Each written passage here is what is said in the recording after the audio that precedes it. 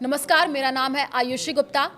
इस साल यानी 2026 की बात कर ले तो जो पहला सूर्य ग्रहण है वो 17 फरवरी को लगने जा रहा है और ये सूर्य ग्रहण जो है वो कुंभ राशि में लगेगा। अब आपको बताएंगे कि भारत में इसका क्या प्रभाव पड़ने जा रहा है, क्योंकि थोड़ा सा कंफ्यूजन भी है लोगों को, और इसके क्या सहयोग बन रहे हैं और सूर्य ग्रहण कितने बजे से लेकर के कितने बजे तक रहेगा, इसके बारे में हम चर्चा करेंगे। हमारे साथ हैं ज्योतिषाचार्य नितिशा मल्होत्रा। आपका बहुत बहुत स्वागत है। थैंक यू आयुषी जी।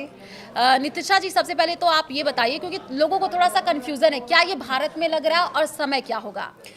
सभी को राधे राधे, सभी को जय मां पीताम्बरा, सभी दर्शकों को। और साल का पहला सूर्य ग्रहण लगने जा रहा है, जो लगने जा रहा है फागुन माह की पूर्णिमा तिथि, अमावस्या तिथि, फागुन माह की अमावस्या तिथि। और इस दिन 17 फरवरी पड़ने जा रही है। 17 फरवरी को फागुन माह की अमावस्या भी और सूर्य ग्रहण पड़ रहा है। सबसे पहले ये कुंभ राशि में पड़ रहा है और शतभिषा नक्षत्र में पड़ रहा है आयुषी जी।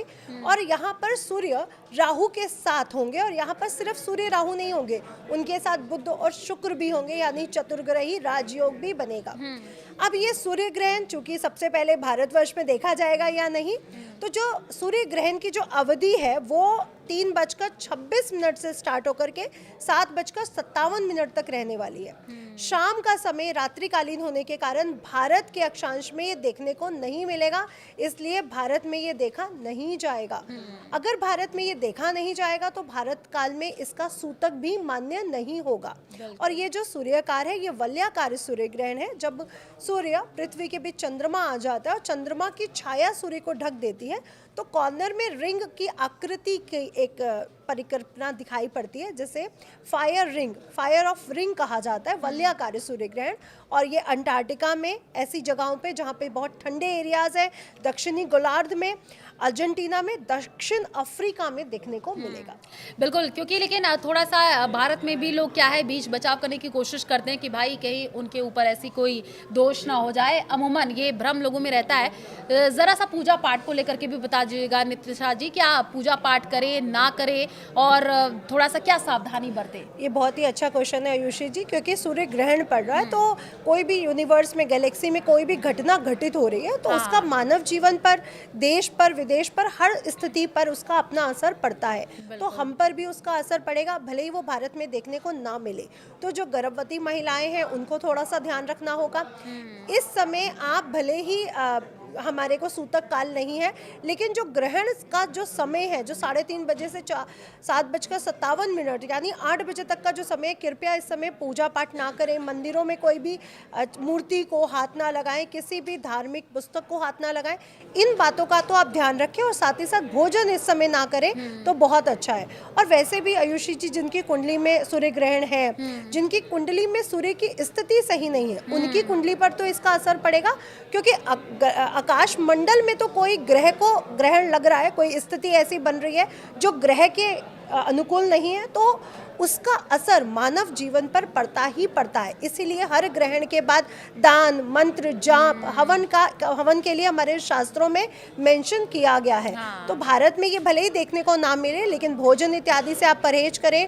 जो भी आपके घर में भोजन बना हुआ है, कृपया उसे 3 बजे से पहले समाप्त कर दें, और 8 बजे के बाद विशेषकर आप स्वच्छ भोजन बनाएं। गर्भवती स्त्रियां बहुत ध्यान रखें अपनी हेल्थ का, सीधी बैठे, कोई भी ऐसे कार्य ना करें जो उनकी माता के द्वारा या सासू माँ के द्वारा मना किया जाता है। नुकीली वस्तुओं का इस्तेमाल करना, टाइट कपड़ों को पहनना या कुछ भोजन करना। छोटे बच्चे, गर्भवती महिलाओं को और बुजुर्गों को कह दूंगी कि हाँ, वो तरल पदार्थ ले सकते हैं, लेकिन सॉलिड फूड इस समय लेने से बचें। और अगर जो लोग जवान हैं वो लोग तो बिल्कुल ना लें, उनके लिए बेहद अच्छा है। तो आप अपना लंच लगभग 2 बजे तक समाप्त कर लें तो आप सबके लिए बहुत अच्छा रहेगा। बिल्कुल, ये आपने बहुत अच्छी बात बताई है, क्योंकि हम लगातार देखते रहते हैं कि 2025 में हमने देखा था कि जब सूर्य ग्रहण लगा था तो उस वक्त क्या हालात बन गए थे। पूजा पाठ को लेकर के भी लोग सावधानी बरतते हुए नजर आ रहे थे। हालांकि ये 2026 का पहला सूर्य ग्रहण है। फागुन अमावस्या और ग्रहण का भी सहयोग बन रहा है, इसको लेकर के स्पष्ट कीजिएगा। जी, फागुन अमावस्या और सूर्य ग्रहण, देखिए पहली बात तो मैं आपके चैनल से ये प्रेडिक्शन करना चाहूँगी, जब भी ग्रहण लगते हैं वो अच्छे नहीं होते हैं। तो ये ग्रहण जो 17 फरवरी को फागुन अमावस्या को लग रहा है, इसके बाद फागुन पूर्णमासी को भी चंद्र ग्रहण लगने जा रहा है, इसके बाद ग्रहण लगेगा अगस्त और सितंबर में। तो ये जो समय है ये प्राकृतिक प्रकोप के लिए अच्छा नहीं है आयुषी जी। कोई ना कोई जल से संबंधित घटना या अग्नि से संबंधित घटना जरूर होने के चांसेस बनते हैं, लेकिन इस समय जो मुझे लग रहा है भूकंप आने के सबसे ज्यादा चांसेस इस समय बनते हुए नजर आ रहे हैं, जिसमें जन हानि होने की भी संभावनाएं बनी हुई हैं। बिल्कुल। और एक और बात स्पष्ट कीजिएगा, क्योंकि कहा जा रहा है 17 फरवरी जब सूर्य ग्रहण लगेगा तो कुंभ बीन सहित ऐसी 5 राशियां जिनको समस्याएं हो सकती है। जी बिल्कुल सही कह रहे हैं, क्योंकि कुंभ राशि में तो ये ग्रहण लग रहा है, तो कुंभ राशि को तो विशेषकर अपना ध्यान रखना है, और जो शतभिषा नक्षत्र में जन्मे उन्हें भी अपना ध्यान रखना है। दूसरी जो राशि बनती है वो बनती है सिंह राशि। सिंह राशि वाले जातकों के लिए भी इस समय अपना ध्यान रखने की बहुत ज़रूरत है। धन हानि हो सकती है, समाज में आपके नेम फेम पर कोई बात आ सकती है, हेल्थ संबंधित दिक्कतें आ सकती हैं। दूसरी जो राशि बनती है वो बनती है वृश्चिक राशि। वृश्चिक राशि वालों को भी इस समय बेहद ध्यान रखने की ज़रूरत है, कोई भी डिसीजन जल्दबाजी में कृपया ना लें। तीसरी राशि है मिथुन राशि, और मिथुन राशि को भी यही कहूँगी इस समय कोई भी डिसीजन ना ले, कहीं पर पैसा जल्दबाजी में ना लगाएं। ऐसा ना हो कहीं व्यापार में पैसा लगा दिया या कहीं गोल्ड या शेयर मार्केट में इन्वेस्ट कर दिया, ये कृपया अभी करने से बचें। और चौथी जो राशि बनती है वो बनती है कर्क राशि। कर्क राशि वालों को कुछ मानसिक उलझनों का सामना इस समय करना पड़ सकता है, और पेट संबंधी दिक्कतें भी इन्हें बहुत प्रभावित कर सकती है। धन हानि होने की संभावनाएं बहुत बन रही है। तो आप 5 राशि वालों को बेहद ध्यान रखना है कि ये जो सूर्य ग्रहण है ये स्थितियां आपके लिए अच्छी नहीं है, तो सोच समझकर विवेकपूर्ण स्थिति में डिसीजन लें। अच्छा, इसको जरा महाशिवरात्रि से भी जोड़ करके देखा जा रहा है, क्योंकि 15 तारीख को महाशिवरात्रि है और 17 तारीख को ये सूर्य ग्रहण लग रहा है, तो क्या इसका भी कोई कनेक्शन है? क्या भ्रांतियां फैल रही हैं बहुत सारी? देखिए फागुन माह की अमावस्या के एक दिन पहले चतुर्दशी तिथि पर ही महाशिवरात्रि मनाई जाती है, और इस बार जो अमावस्या पड़ रही है जिस दिन ग्रहण लग रहा है वो भौमवती अमावस्या है, जो बहुत स्पेशल है। भौमवती अमावस्या बहुत ज्यादा स्पेशल होने के कारण इसीलिए भूकंप, क्योंकि मंगल जो है वो पृथ्वी पुत्र है, भूकंप आना या कुछ ऐसी आग से जनित घटना होने की संभावनाएं बनती है। इसलिए मैं कहूँगी शिवरात्रि एक दिन पहले है, शिव जी का पूजन करें और शिव जी को प्रसन्न करें। जो अभी आपकी मानसिक उलझने हैं वो दूर होंगी, क्योंकि ये दिन है महाशिवरात्रि का। जो देवों के देव महादेव है, जो कालों के काल महाकाल है, जो गुरुओं के गुरु महागुरु है, उनका दिन है।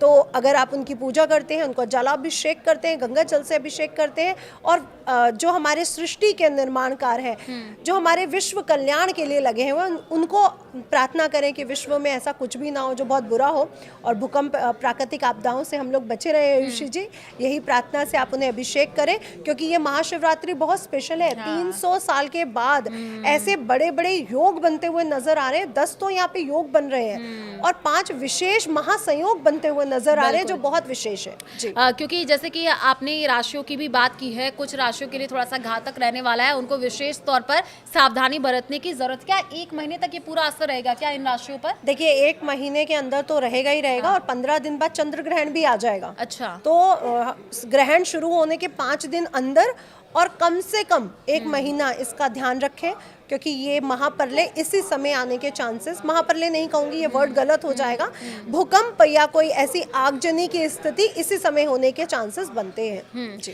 क्योंकि लगातार हम सूर्य ग्रहण की बात भी कर रहे हैं और आपने बताया भी क्या करे क्या ना करे, लेकिन सूर्य ग्रहण जब खत्म हो रहा है, जैसे कि आप बता रहे भारत में इसका असर नहीं, लेकिन उसके बाद भी गंगा जल से छिड़काव करे, क्या सावधानी शुद्धिकरण का तो आयुषी जी, शुद्धिकरण का तो आयुषी जी सबको ध्यान रखना पड़ेगा, क्योंकि ग्रहण पड़ा है तो आपको शुद्धिकरण का विशेष ध्यान रखना पड़ेगा। यानी 8 बजे के बाद अपने घर का शुद्धिकरण करें, खुद भी स्नान करें, वस्त्र इत्यादि चेंज करें, और जो फ्रेश भोजन है वो बनाएं और अपने प्रभु को भोग लगाने के बाद खुद ग्रहण करें।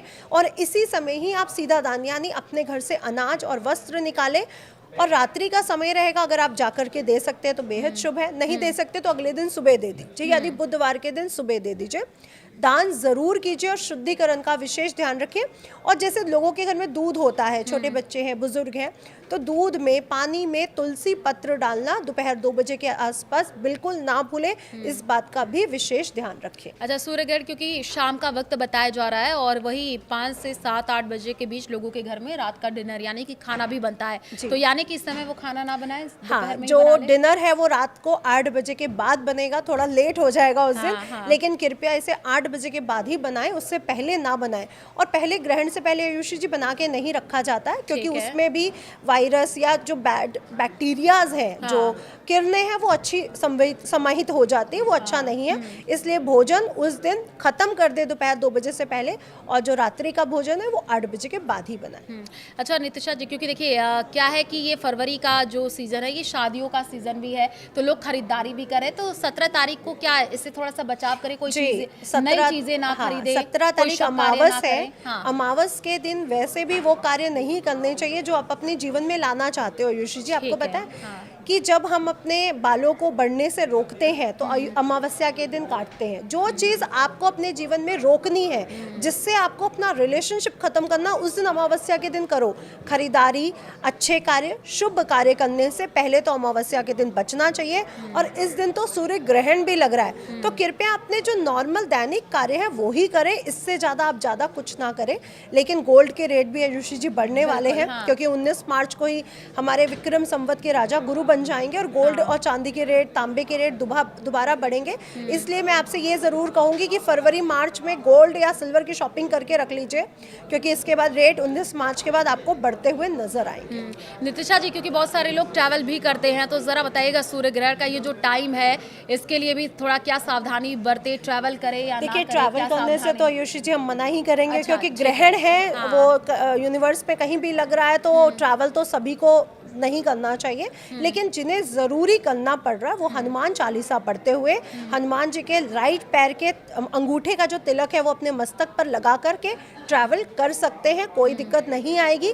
लेकिन इस समय धार्मिक पुस्तकें ना छुएं, आपको जो हनुमान चालीसा याद है या फिर ओम हनुमते नमः का जाप करते हुए भी ट्रैवल कर ले, लेकिन जानबूझ के ट्रैवल ना करें, बचें उससे। चलिए, तो 17 फरवरी को देखिए इस साल का पहला सूर्य ग्रहण लग रहा है, लेकिन इसका भारत में उतना असर नहीं होगा, लेकिन कुछ सावधानियां आपको बरतने की खास जरूरत है। इस बारे में हमने बातचीत भी की है। शुक्रिया डॉक्टर नितिशा हमारे साथ जुड़ने के लिए। हमें दीजिए इजाजत, नमस्कार।